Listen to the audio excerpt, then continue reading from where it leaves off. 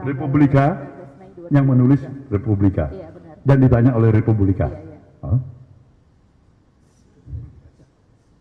Kapan saya bicara, kepada siapa saya bicara, di mana audiens? 3 Juni 2015 saat pembekalan caleg Partai Nasdem. Ya, nggak demikian meaningnya. Nggak ada lebih tolol. Ketua umum partai mengatakan kalau ada kader partai yang korupsi, partai dibubarkan. Bodoh deh. Jadi itu tidak benar, Pak, ucapan itu. Enggak, itu dia salah.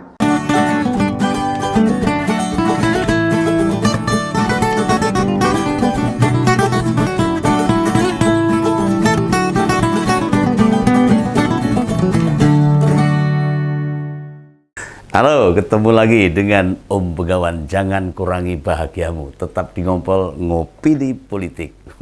Hari ini ada 3 kesedihan yang mendalam di hati Om Begawan ini. Yang pertama itu tim bulu tangkis kita tidak mendapatkan 1 medali emas di Asian Games. Malah semuanya nggak dapat. Padahal dalam sejarah loh. Selama 61 tahun selalu dapat medali, ini nggak ada babar blas ini. Nah kedua, ini lagi-lagi nih, Menteri Nasdem satu-satunya yang bertahan di kabinet itu Bu Siti Nurbaya, giliran dapat ujian. Iki opo meneh ini tentang munculnya kembali titik api di berbagai kawasan. Sehingga negara tetangga kita, Malaysia, mengirim surat protes.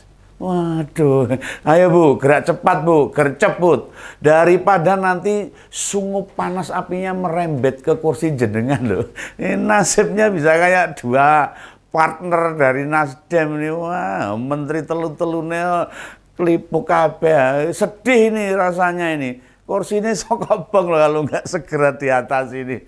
Hilang, goleknya angel nih. Nah yang ketiga, itu meninggalnya seorang perempuan muda. Itu diduga dianiaya anak anggota DPR. Wah, yes, kurang ajar ini. Dan ini harus diusut tuntas ini. Anak siapa itu? Menganiaya orang sampai meninggal ini mesti wah, pokean nonton film itu. Ayo Pak Polisi, segera tuntaskan itu proses pelaku dengan tegas, hukum seadil-adilnya ini, supaya masyarakat juga menjadi nyaman kalau melihat pelaku-pelaku tindak kejahatan ini ditangani dengan baik ini, dengan tegas. Nah, hari Jumat pertama bulan Oktober ini, saya ingin membahas ini, pencabutan pernyataan Mbah Paloh. Ya kan sudah sepuh ini. Pak Surya Paloh ini. Tahun 2015 yang mengatakan akan membubarkan Nasdem jika ada kadernya yang korupsi. Wah, ini tenan loh Pak. Janji loh dulu ini. Dirungokke wong ini jejarkannya masih jelas ini, gampang dicari ini. Ketua Umum Nasdem akhirnya mengakui dia keliru ngomong. Wah, ngeles. Wopo. Wah, ya dintenteni tak kira mau dibubarkan ngomongnya salah. Lah, malah mengatakan nggak ada yang lebih tolol dari ketua partai yang mengatakan hal itu. Bodoh-bodoh apa dewe menolol-nololkan dirinya sendiri loh. Bodoh dia ini nih. Nah yang bilang gitu kan Pak Paloh sendiri. Berarti ngakuin kalau tolol dan bodoh. Ya toh Pak, ini bukan Om Begawan yang ngomong, berarti ya ngomong panjenengan dewe. Makanya kalau pidato atau bicara itu hati-hati. Dipikir dulu baru ngomong, jangan ngomong baru mikir. Wah, akhirnya ya kan cilaka itu. Nah, ucapan membubarkan Nasdem jika ada kader yang korupsi, memang itu pernah disampaikan milik media grup waktu pembekalan caleg Nasdem. Ingat gak? Sudah lama memang itu. Wah, tahun 2015, 8 tahun yang lalu. Dan waktu bilang begitu, terlihat ada kemarahan yang ditahan di raut mukanya. Wush, Pak Paloh itu sudah brewok, meteni. Apalagi pertanyaan wartawan waktu itu diajukan saat memberi keterangan kasusnya Pak Syahrul Yassin Limpo. Jelas tekanan dibuatnya makin kuat no. Nah, saya melihatnya nggak tega itu. Cuma ya piye meneh itu dia memang mengatakan sendiri seperti itu. salahnya ngomong celap-celup. Betul, Jawanya tahu tuh celap-celup. Anggere wae, semaunya sendiri, akhirnya kan repot sendiri nih. Nah, ini jadi cerminan kita semua. Hati-hati kalau bicara. Termasuk saat kita berada di puncak kejayaan. Itu benar-benar saya pegang betul itu. Cek saja itu. Mana pernah konten ngompol ini ngata-ngatain pihak lain. Atau elit dengan sebutan rendahan. Maaf loh, ini maaf loh. Apa pernah di ngompol nyebut kadrun untuk pendukung Pak Anies? Nggak pernah. Apa pernah nyebut keturunan Yaman? Kan ya enggak. Ngompol ini memang mengkritik, membedah, mengoreksi, mengopini secara dalam, tapi sengaja dibawakan dengan jenaka. Ben lucu. Padahal saya sendiri Begawan itu ora lucu plus. ya ngapain sih ngata-ngatain? Kan renek gunanya, nggak ada gunanya loh. Nah, tidak akan ditemukan kata bodoh, tolol atau dungu pada pihak lain seperti kebiasaannya Rocky Gerung di ngompol ini. Lah ngompoler sejati pasti tahu itu, udah mudeng gitu. Mesti saya nggak makan sekolahan. Sekolahan dimakan, ya jalan tol yang dimakan. Setidaknya membatasi diri dengan menstigma pihak lain, menjuluki dengan kata-kata kotor. Itu bukan budaya Indonesia, bukan budaya kita yang asli. Lagian caci maki malah mempertontonkan. itu apa? Pikirnya yang cepat itu. Berarti tidak berkualitas kalau seperti itu. Buntu argumentasinya. Nah, sesat logika kalau bahasa politiknya. Termasuk pula kesombongan diri. Ya itu biasanya kalau wong sombong biasanya mau nyala-nyala ketok. Wong isine wong menuding-nuding tok walau Rocky mendung-dungkan itu. Lah, mengapa dulu Pak Paloh sesombong itu? Ya tahun 2015 kan habis Pak Jokowi terpilih waktu itu. Dia merasa jadi kingmaker-nya. Mumbul sak dhuwur-dhuwure. Untung orang kesabar pesawat. Munggah dhuwur kesabar pesawat jiblok malah cilaka. Dan bicara di depan kadernya jadi tidak terkontrol. Wah, saking semangatnya.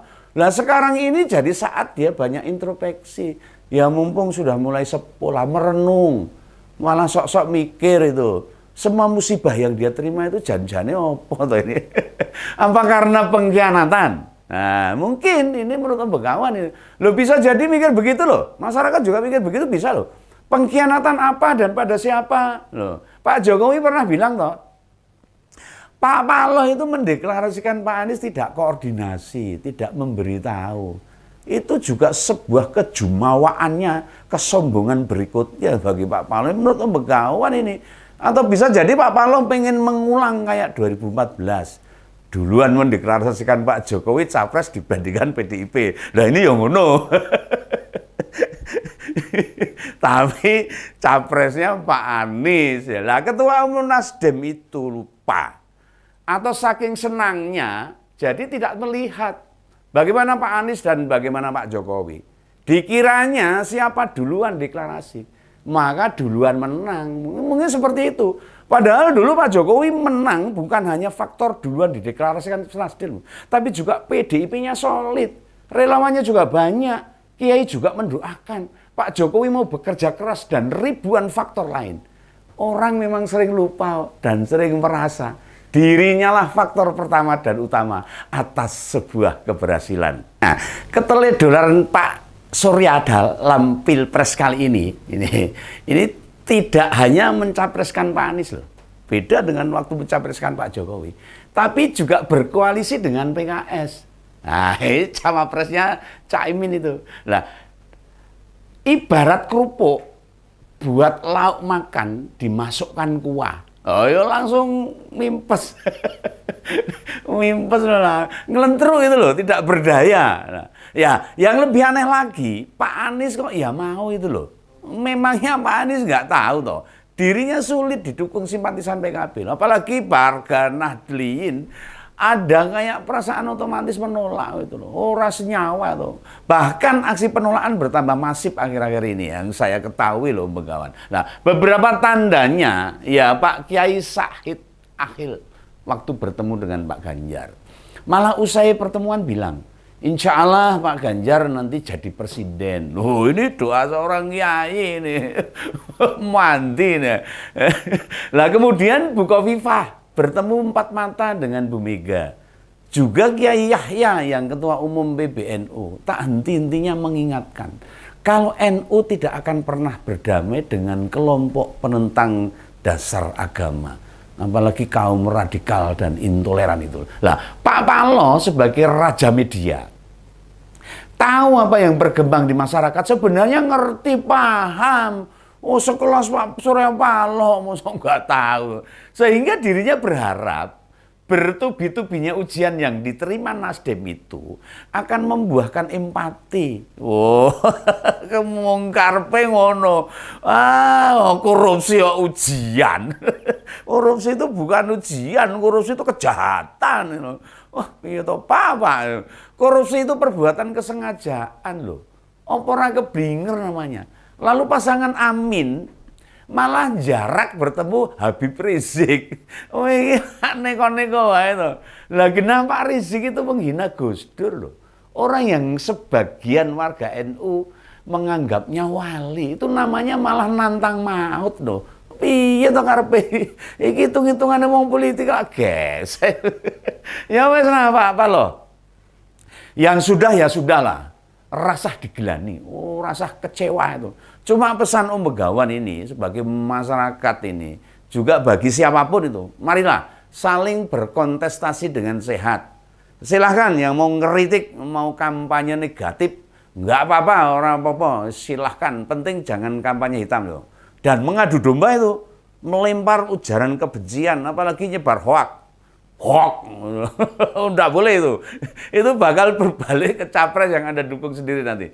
Nah, sebagai pendukung Pak Ganjar, bila ada serangan, ini saya ingatkan ini, siap banget harusnya menghadapi dengan argumen-argumen yang cerdas dan menyenangkan. Ya, kita bongkar aja fakta-fakta. Siapa yang bakal jadi jawara di tahun depan, tahun 2024. Mau nyerang Pak Ganjar dengan rambutnya sudah memutih, rapopo, masalah. Mau bilang soal terseret kasus EKTP, wis ora ono buktine. Mau bilang gagal di Jateng, karena saya pegang kok data keberhasilan beliau jauh lebih banyak. Apalagi yang tunjukkan kubu lawan itu yang sudah bingung mau nyerang Pak Ganjar dengan apa lagi. Soal memangnya nggak ada stok mereka itu untuk menyerang-nyerang. Lah, nek sekelas Pak Paloh menyampaikan sesuatu saja diakui salah, apalagi para tim Huriam ini sama koalisi perubahan. Reneng apa-apa. Makanya pendukung Pak Ganjar tenang saja, siap untuk menghadapi Pilpres tahun 2024 gitu ya. Salam Begawan, salam Ngempon, sampai jumpa. Jangan kurangi bahagia Anda.